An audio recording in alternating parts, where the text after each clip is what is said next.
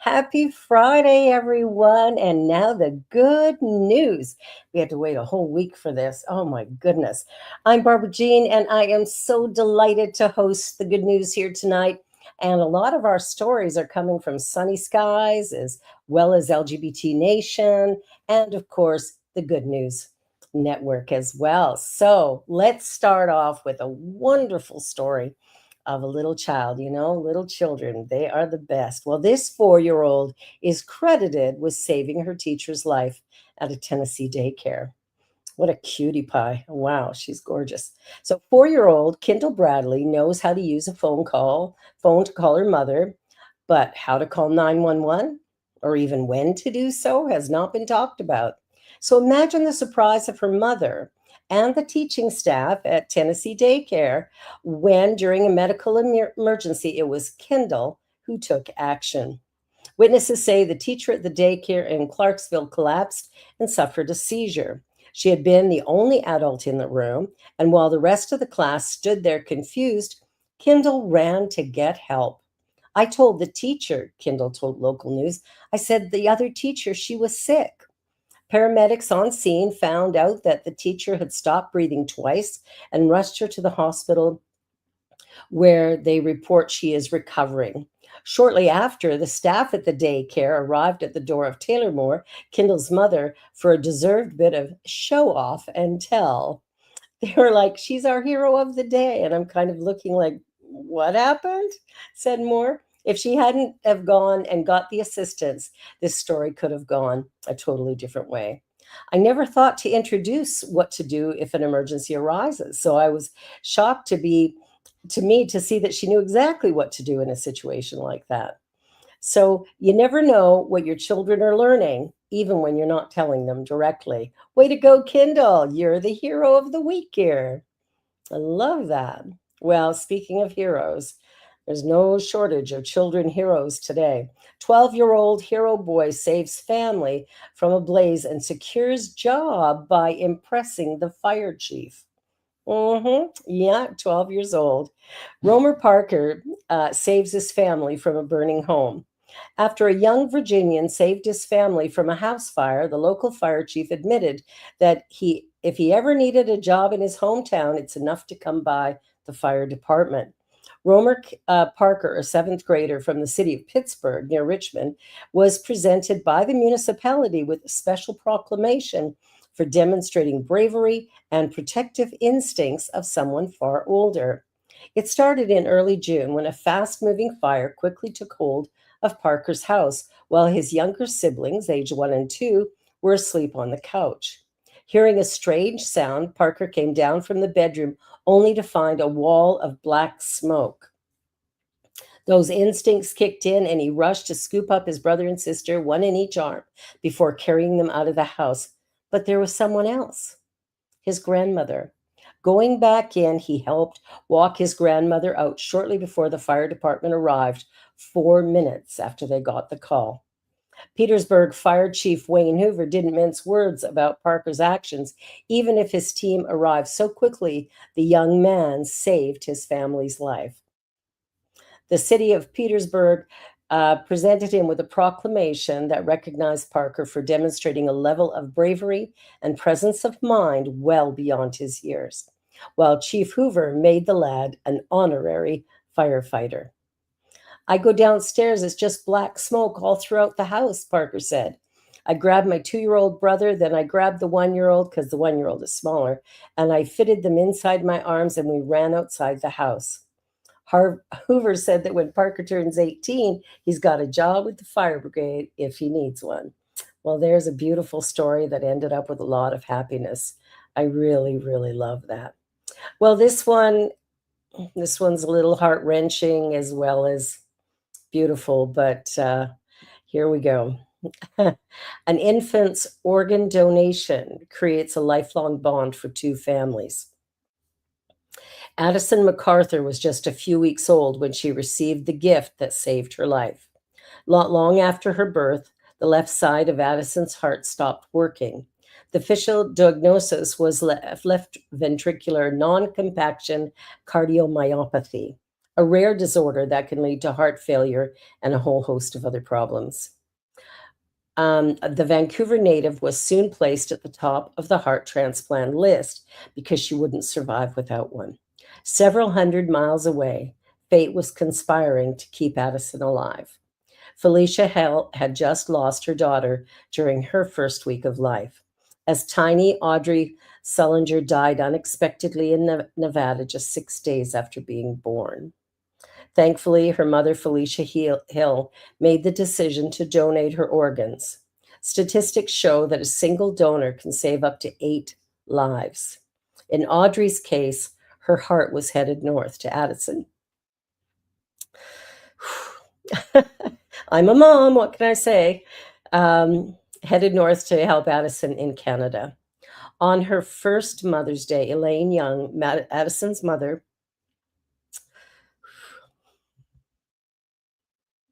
got the news that she so desperately needed. There was a donor for her daughter.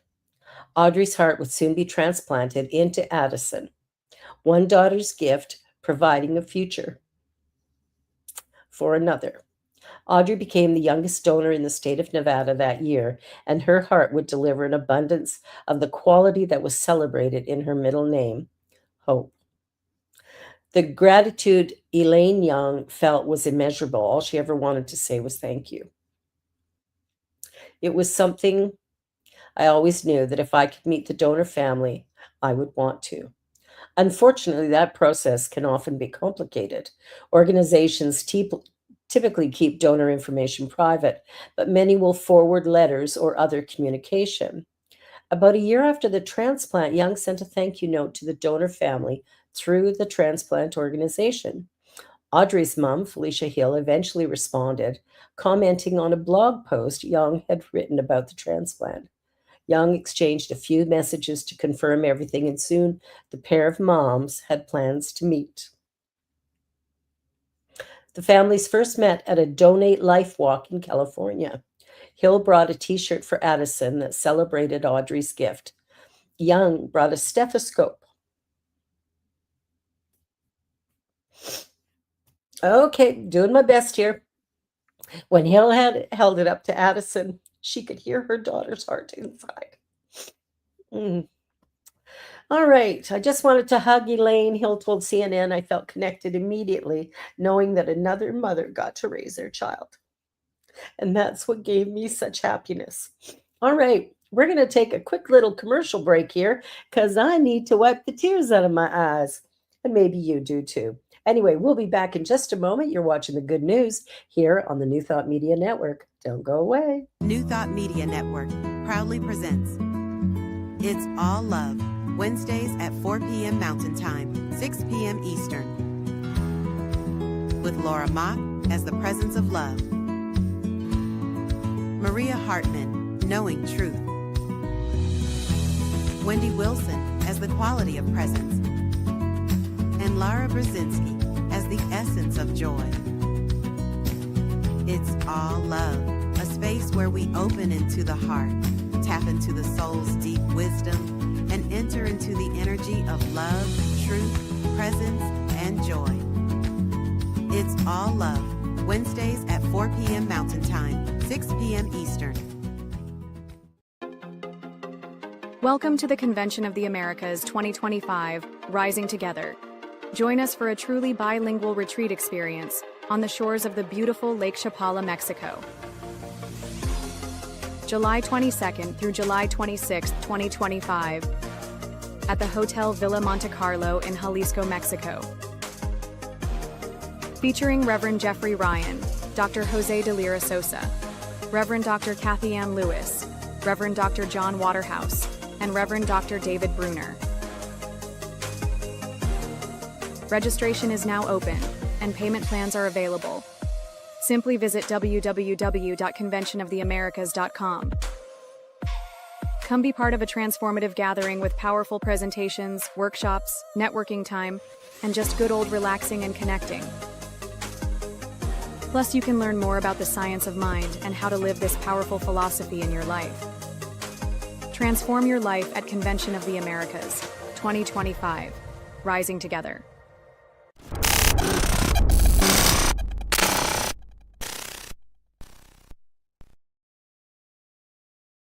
And we're back. Wayne, good to see you here tonight, coming in from Calgary. And I'm sure there's others. Be sure to put a comment in and say hi. Well, our next story is an interesting one. A deadly tomb fungus may have yielded a killer leukemia treatment. Okay. A deadly fungus has been turned into a potent cancer fighting compound after researchers isolated a new class of molecules from it. The toxic crop fungus linked to deaths in the excavations of ancient tombs, just as that is the boy pharaoh Tutankhamun has recently used in a test against leukemia cells. The result? A promising cancer killing compound that rivals FDA approved drugs and opens up new frontiers in the discovery of more fungal medicines. Fungi gave us penicillin. These results show that many more medicines derived from natural products remain to be found. After archaeologists opened King Tut's tomb in the 20s, a series of untimely deaths among the evacuation team fueled rumors of the pharaoh's curse. Decades later, doctors theorized that fungal spores, dormant for millennia, could have played a role. In the 1970s, a dozen scientists entered the tomb, a Casimir IV in Poland. Within weeks, 10 of them died. Later investigations revealed the tomb contained this same fungus, named for its yellow spores, whose toxins can lead to lung infections, especially in people who have compromised immune systems. Now, that same fungus is the unlikely source of a promising new cancer therapy. You never know where you're going to find the next answer, so be sure to keep your eyes open and peeled for what's coming. All right, well, here's a fascinating story. These girls were struck by lightning on a girls' trip, and then they got matching tattoos to remember it.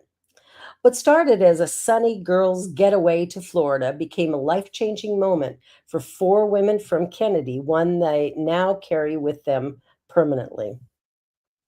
Danielle and Taylor Sturgill, among with their two close friends, were enjoying a relaxing afternoon at Marcos Island's JW Marriott Beach Resort when an unexpected storm moved in. Seeking shelter, the group took cover under a tiki hut. Moments before, it was struck by lightning. The bolt didn't hit the women directly, but the force from the strike knocked all four of them unconscious. I completely felt backwards. It knocked me out completely, recalled Rebecca Johnson, one of the friends. When I woke up, I had a pounding in my head, like the shock went through my body. I couldn't hear. I could hardly see. I could barely walk. Thanks to nearby resort guests who rushed to help, the women were quickly taken to the hospital with only minor injuries. Police later confirmed that the lightning strike hit the hut itself, sending an immense ground current through the sand that caused the women to collapse. Remarkably, the powerful strike was caught on camera by another hotel guest who had been filming the approaching storm. There were people under the hut, and so I was a little concerned for their safety, but it was so loud that it kind of jolted me. The video captured both the ferocity of the strike and the immediate concern from bystanders. The very next day, the group decided to mark their survival in a meaningful way with matching lightning bolt tattoos on their feet. How cool is that? I love that. We're here getting lightning bolt tattoos, matching tattoos to remember our girls' trip, and just thank God that we're here to do it. Now, safely back home in Kentucky, the women are healing physically and emotionally with an unforgettable story to tell. Yeah, no kidding. Wow. That would be, yeah, that would be something. Oh, this is so sweet. So, this lovely man, look at this, pushing around his little ice cream cart. I love that. Don Thomas, known affectionately in his community for his years of dedication and hard work, was recently seen pushing a heavy ice cream freezer down the road in the sweltering Florida summer heat. The sight moved TikToker Wavy Burgie One, who filmed a short video of Thomas and shared it on social media. The clip quickly captured millions of hearts. Recently, I posted a video of Mr. Thomas on TikTok walking down the road with his ice cream truck in this Florida summer heat. So we decided to turn around and donate a few dollars, she wrote. But what made even more special was seeing how many people recognized him. Everyone locally knows and loves Don Thomas for his hard work and dedication, selling ice cream for many years. He's a beloved part of our community and he deserves to have better conditions. The overwhelming response to the video inspired her to launch a GoFundMe campaign with the goal of raising funds for Thomas to have his own ice cream truck or trailer, something that would allow him to continue his work in safer, more comfortable conditions. In just 1 week, nearly 2,000 people donated, and the campaign raised $30,000, thanks to the power of community and compassion. How beautiful is that? Well, Tom, things are going to get better for you for sure. All right. Well, it is Pride here. And, we want to make sure we have a good Pride story to share with everybody. And this queer family has three loving dads. And no, they're not a throuple. So, with LGBTQ plus marriage also comes LGBTQ plus divorce. With that, kids these days may find themselves not only having two dads or moms, but sometimes, as their divorced parents meet new partners, three or four parents, all of the same sex. One such happy family, content creators who go by our three dads on social media, consist of Daddy Moke, Daddy Tom, Daddy Mark, and their twin children. They also have another baby on the way. Mark and Tom had the twins together before getting divorced, and now Tom lives in the pool house on the property where Mark lives with his new husband, who is also named Mark, but who the kids have come to call Moke. The three dads raised the kids together in an arrangement they say works perfectly for them. It's a hectic, busy, and beautiful arrangement, but a beautiful thing nonetheless. He said everyone was a little nervous when Moke entered the picture, but that it quickly felt like he was the missing piece of the puzzle. Our family not only gained another parent, but another source of love. That is beautiful. You know what? Love is a beautiful thing and nothing to be laughed at or afraid of or whatever. It's so essential. All right, here's another great story: why hope is the key to a meaningful life. And this is backed by new research. When we think what makes life fulfilling, emotions like happiness, gratitude, and love often come to mind. But according to new research from the University of Missouri, hope may be even more vital. I love that. In a series of 6 studies involving over 2,300 participants, researchers found that hope isn't just a cognitive tool for goal setting, it's a powerful emotional force that gives our lives meaning. Unlike other positive emotions, such as amusement or contentment, hope consistently predicted a stronger sense of meaning in life across all the studies. Dr. Laura King said this cornerstone of psychological functioning is not a rare experience. It is available to people in their everyday lives, and hope is one of the things that make life feel meaningful. Traditionally, psychology has linked hope to motivation and achieving goals, but this new research suggests something deeper. Hope is an emotional experience that helps people feel grounded, inspired, and connected to a larger sense of purpose. Megan Edwards, now a postdoctoral scholar at Duke University, explains our research shifts the perspective on hope from merely a cognitive process related to goal attainment to recognizing it as a vital emotional experience that enriches life's meaning. How to cultivate more hope? Notice the good, recognize opportunity during chaos, engage in nurturing acts, remember impermanence. I'll tell you, hope. Yes. If we've got hope, we're good for another day without a doubt. All right. Well, speaking of really good news, it's not often that we have really good news when it comes to our officers in blue. Well, police officers are handing out more than citations, but this time it's for good deeds. In a refreshing twist on traditional policing, officers across the US are ramping up citations.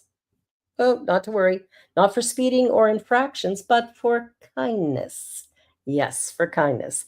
Through a nonprofit called Kindness 911, law enforcement officers are recognizing everyday heroes with kindness citations, celebrating selfless acts instead of punishing bad behavior. I love that. Kindness 911 is a nonprofit support organization helping law enforcement and fire agencies connect more deeply with the communities they serve. Their mission? To spotlight individuals and groups making a genuine positive impact and to do it in a way that spreads even more good. So here's how it works. If an officer spots someone doing something kind, whether it's helping a stranger or going out of their way to brighten someone's day, they may issue a kindness citation. The recipient can go online to enter their citation number and share their story.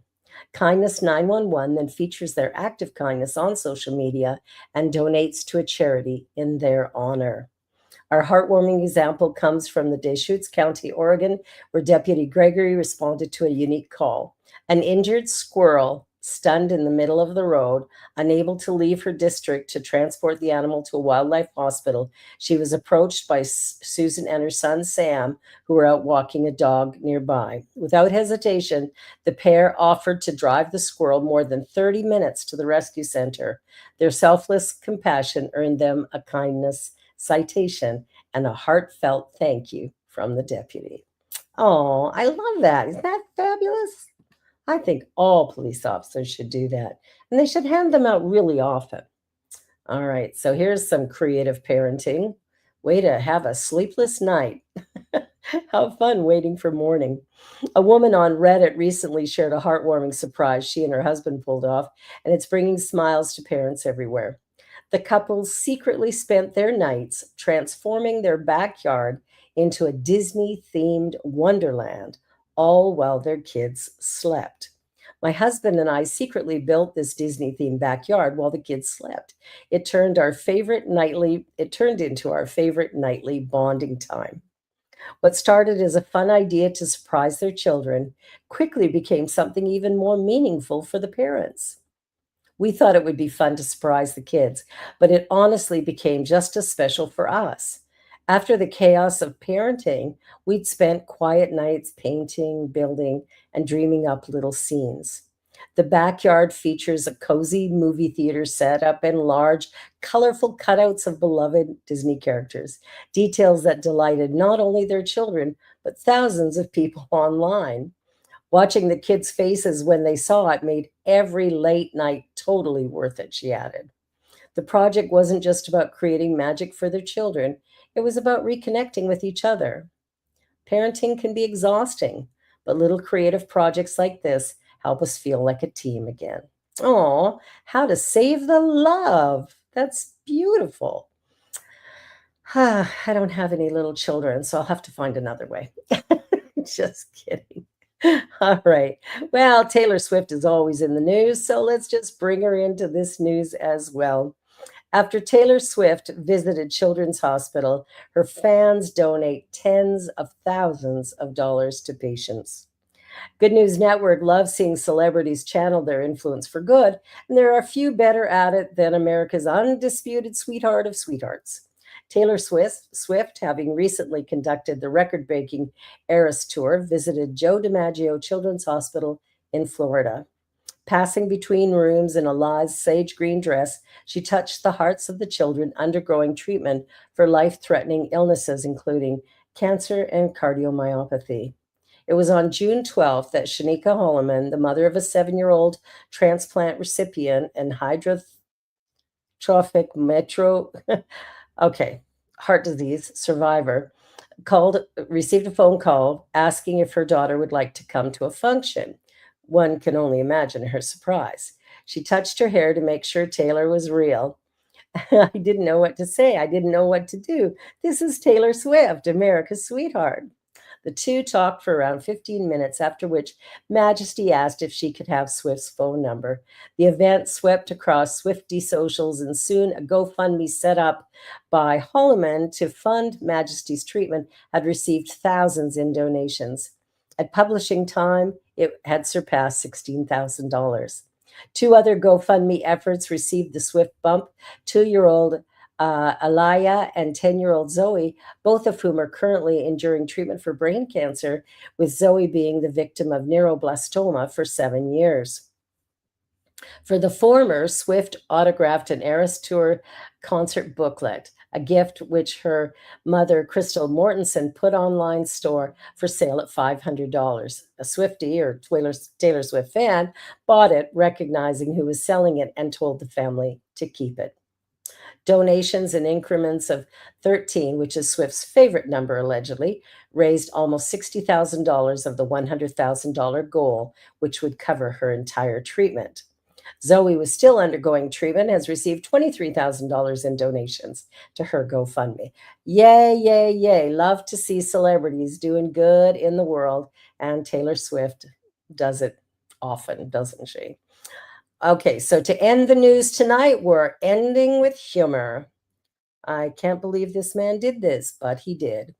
An Ohio man makes waves with his fully functioning hot dog boat. Yes, Connor Sonnenberg isn't just sailing, he's sizzling. The Ohio native has captured hearts and headlines after cruising around Lake Erie in what might be the most delicious looking watercraft ever, a fully functioning hot dog boat. Missing relish, ketchup, onion, sour. Oh, sorry, I digress. And this isn't just a novelty float, it's a custom one-seater vessel that can hit speeds of up to 24 miles per hour, drawing stunned stares and delighted laughter from onlookers wherever it goes. Videos of Connor zooming across the lake in his sausage-shaped speedster quickly went viral over the weekend, with people sharing clips across social media. It's hard not to smile. Deja, can you show that clip?